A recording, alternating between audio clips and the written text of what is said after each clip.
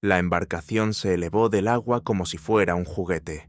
Los 12 metros de la lancha parecían insignificantes comparados con los 15 metros de músculo puro que emergía del río.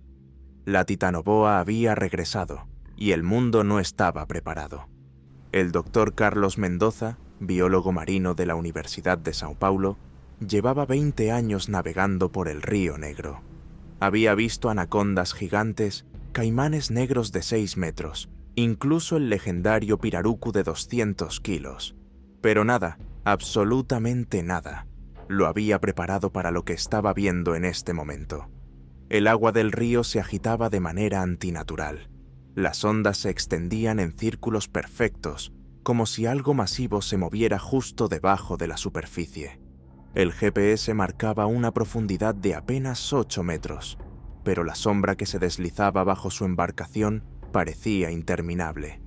Primero sintió la vibración, un temblor profundo que atravesó el casco de aluminio y llegó hasta sus huesos.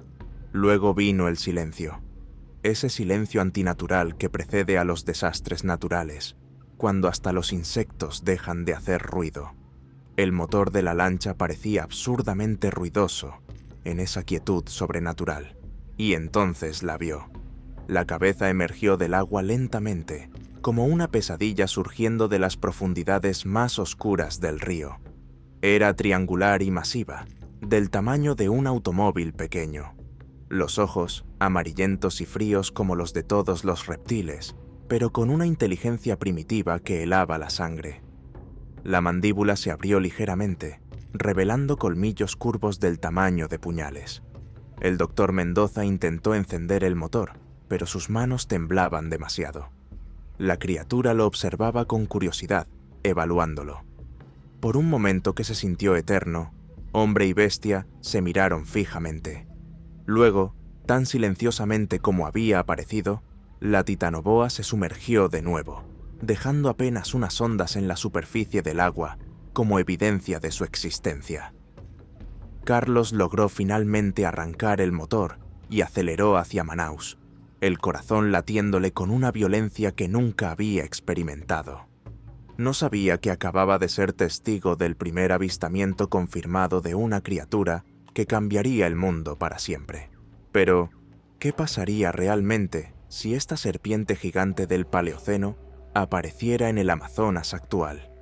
La respuesta te va a sorprender y aterrorizar a partes iguales. Para entender la magnitud de lo que significaría el regreso de la Titanoboa, primero debemos conocer a esta criatura que dominó los ríos hace 60 millones de años, cuando los dinosaurios ya eran solo un recuerdo y los mamíferos comenzaban a conquistar la Tierra. La Titanoboa cerrejonensis era, sin exagerar, la serpiente más grande que jamás haya existido. Con sus 15 metros de longitud y 1.135 kilos de peso, hacía ver a las anacondas actuales como lombrices inofensivas. Su cuerpo tenía el grosor de un barril de petróleo en su parte más ancha, y su cabeza podía tragarse a un hombre adulto sin mayor dificultad. Pero el tamaño era solo el comienzo de su arsenal letal. Sus mandíbulas podían abrirse 180 grados, lo suficiente como para engullir presas del tamaño de un cocodrilo actual. Su fuerza de constricción superaba las 6.000 libras por pulgada cuadrada, suficiente para partir los huesos más gruesos como si fueran palillos de dientes. La Titanoboa vivía en un mundo completamente diferente al nuestro. Las temperaturas eran 5 grados centígrados más altas que las actuales, y los ríos de Sudamérica albergaban peces gigantes, tortugas del tamaño de automóviles y cocodrilos que harían parecer pequeños a los actuales caimanes negros. Para nuestro experimento hipotético, imaginemos que no es una, sino una pequeña población de 10 titanoboas, la que aparece misteriosamente en diferentes puntos del sistema fluvial del Amazonas. 5 en el río principal, 3 en el río Negro y 2 en el sistema del Orinoco. No sabemos cómo llegaron allí, si es por algún fenómeno temporal, experimento genético o simplemente un milagro de la evolución. Lo que sí sabemos es que estas 10 criaturas están perfectamente adaptadas para la caza. hambrientas después de 60 millones de años de ausencia, y que el ecosistema amazónico nunca ha enfrentado un depredador de esta magnitud. Ahora imagina que los primeros encuentros con estas bestias prehistóricas no son avistamientos pacíficos como el del Dr. Mendoza, sino encuentros mucho más violentos y aterradores. La primera víctima fue João da Silva, un pescador de 53 años que llevaba toda su vida trabajando en las aguas del Río Negro. Su embarcación de 8 metros apareció 3 días después de su desaparición, partida exactamente por la mitad, como si una prensa hidráulica la hubiera aplastado desde abajo. Los pedazos de fibra de vidrio mostraban marcas de mordidas circulares de casi 2 metros de diámetro. La red de pesca había desaparecido completamente, y en el motor fuera de borda se encontraron incrustadas escamas del tamaño de platos, de un color verde oscuro que ningún biólogo pudo identificar. La familia de João insistía en que algo había atacado su embarcación. Los oficiales de la Policía Militar de Amazonas hablaban de un accidente con una embarcación mayor, posiblemente narcotraficantes, pero los pescadores de la región sabían que algo andaba mal en el río. El segundo incidente ocurrió una semana después, pero esta vez hubo testigos. El lodge ecoturístico Amazonas Salvaje recibía a un grupo de turistas alemanes cuando uno de los guías locales notó algo extraño en las aguas cercanas. Una sombra masiva se movía entre los árboles sumergidos cerca de la orilla. Pensando que era un caimán negro de tamaño considerable, el guía dirigió la embarcación hacia el lugar para que los turistas pudieran fotografiarlo. Lo que grabaron sus cámaras cambió todo. La titanoboa emergió del agua como una pesadilla hecha realidad, con un caimán negro de 4 metros entre sus mandíbulas. El reptil, que en circunstancias normales sería el depredador supremo de esas aguas, se retorcía inútilmente mientras la serpiente gigante lo aplastaba lentamente. El sonido era indescriptible. Los huesos del caimán crujían como ramas secas mientras la titanoboa ajustaba su presa con movimientos calculados y letales. Los turistas gritaban en alemán, pero sus cámaras siguieron grabando cada segundo del horror. El video se volvió viral en menos de 24 horas. 200 millones de visualizaciones en YouTube, trending topic mundial en Twitter, y debate furioso entre científicos que declaraban el video como un fraude elaborado y otros que insistían en su autenticidad. El gobierno brasileño intentó controlar la narrativa, declarando el video como evidentemente falso y amenazando con acciones legales contra quienes lo compartieran. Pero ya era demasiado tarde. El mundo entero había visto a la titanoboa en acción, y las preguntas se multiplicaban exponencialmente. Mientras tanto, en las comunidades indígenas del Alto Amazonas, los ancianos hablaban en susurros de la gran serpiente que había regresado para reclamar su reino.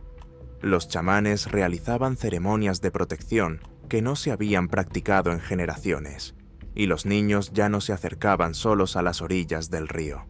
Las primeras evacuaciones comenzaron de manera informal. Familias enteras abandonaban sus hogares tradicionales y se trasladaban tierra adentro, lejos de las aguas que habían sido su sustento durante siglos. Pero los encuentros aislados eran solo el preludio de algo mucho peor. Cuando las titanoboas comenzaron a establecer territorios permanentes, el ecosistema amazónico cambió de manera radical e irreversible. Lo que había funcionado durante millones de años de evolución se desmoronó en cuestión de meses. La primera en sufrir las consecuencias fue la población de anacondas. Estas serpientes, que durante milenios habían sido las reinas indiscutibles de los ríos amazónicos, de repente se encontraron siendo presas en lugar de depredadoras. Una anaconda de 8 metros, capaz de cazar jaguares y caimanes, era apenas un aperitivo para una titanoboa hambrienta.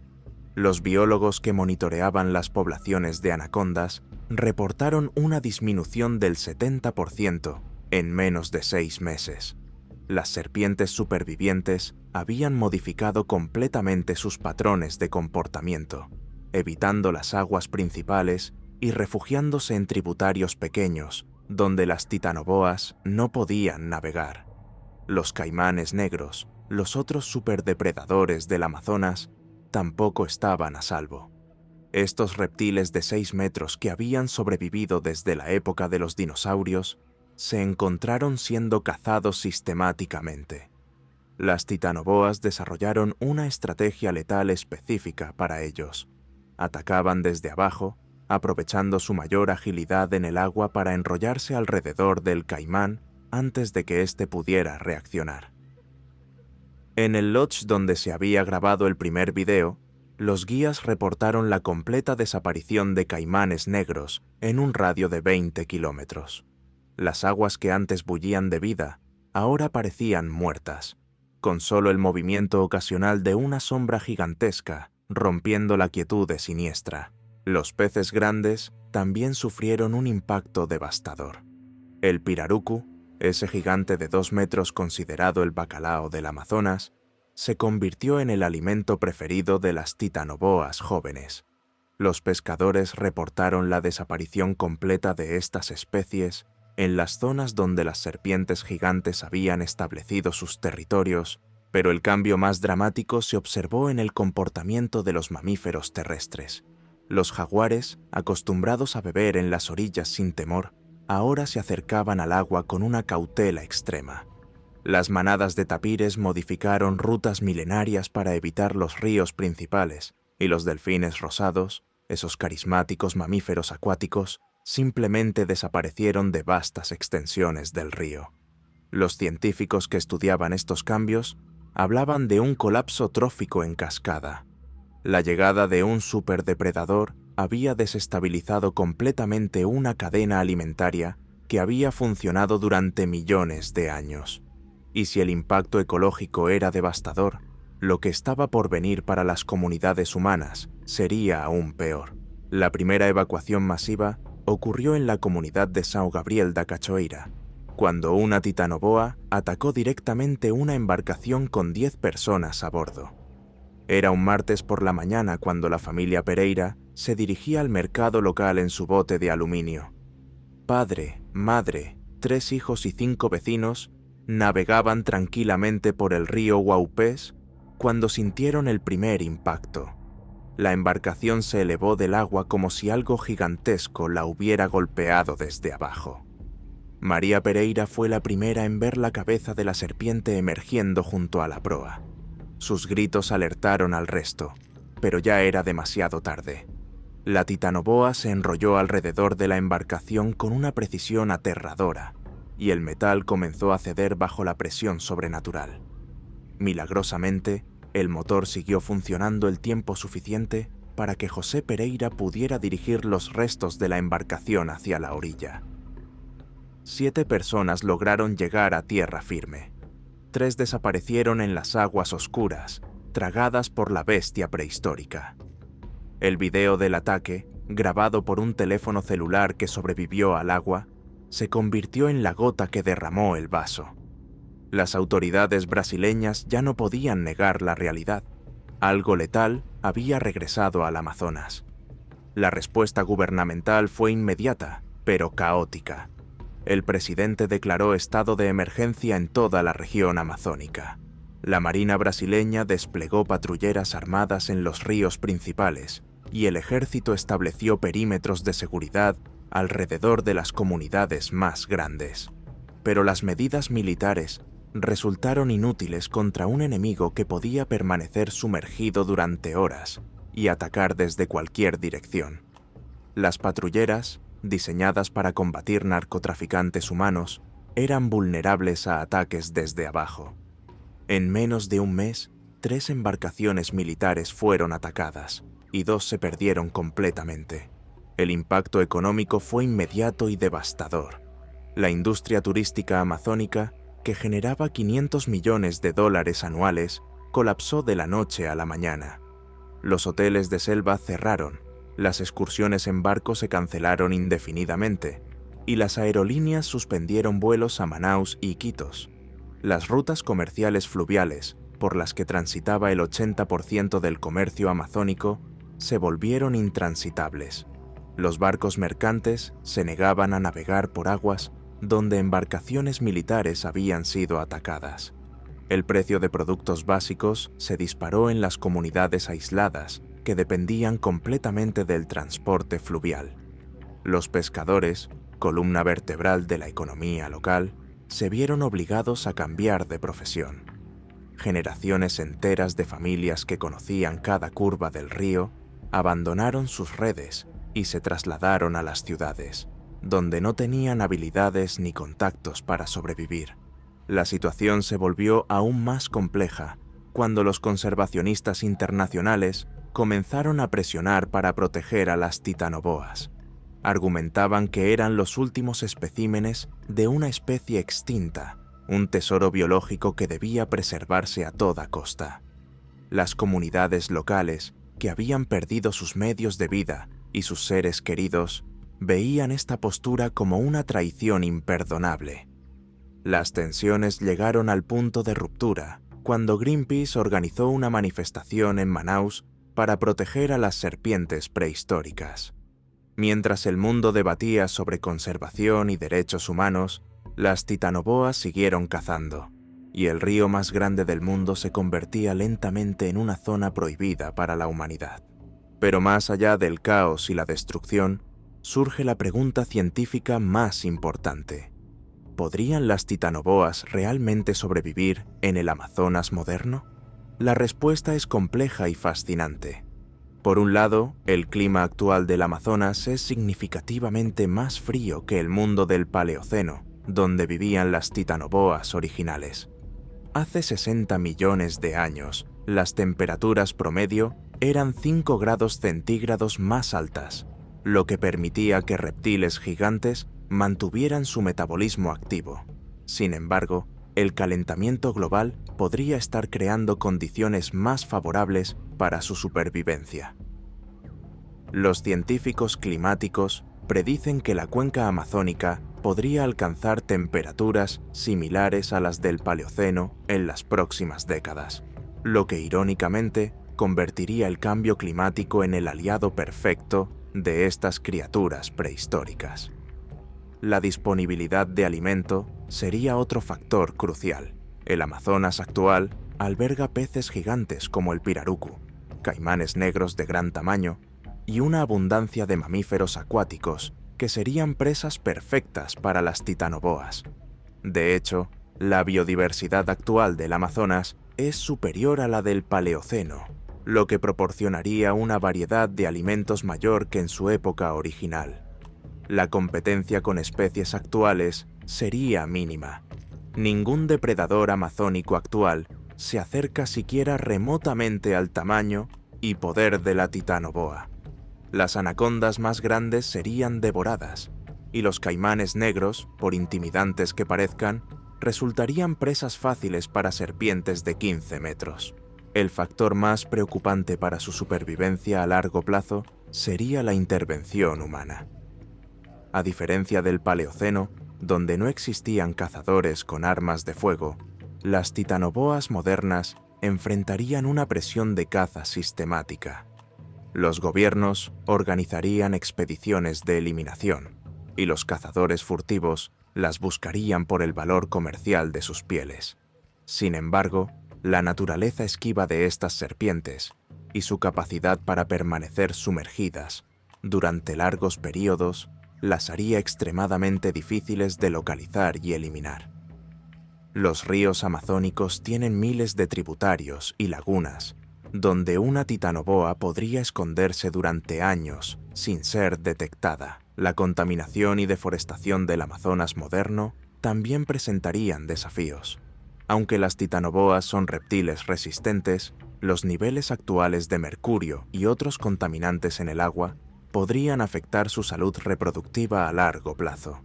La conclusión científica es aterradora. Sí, las titanoboas podrían no solo sobrevivir en el Amazonas actual, sino prosperar en él. Y así llegamos a la conclusión más aterradora de todas. No es si las titanoboas podrían sobrevivir, sino si nosotros podríamos sobrevivir a ellas. Un Amazonas dominado por serpientes de 15 metros sería un lugar completamente diferente al que conocemos. Las comunidades ribereñas desaparecerían, forzadas a abandonar un modo de vida que ha existido durante milenios. El río más grande del mundo se convertiría en una zona prohibida, navegable solo por embarcaciones militares fuertemente armadas.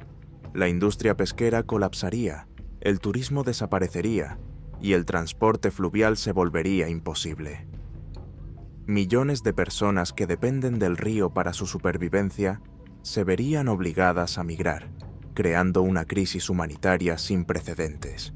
El Amazonas que conocemos, ese río mítico donde la vida bulle en cada metro cúbico de agua, desaparecería para siempre.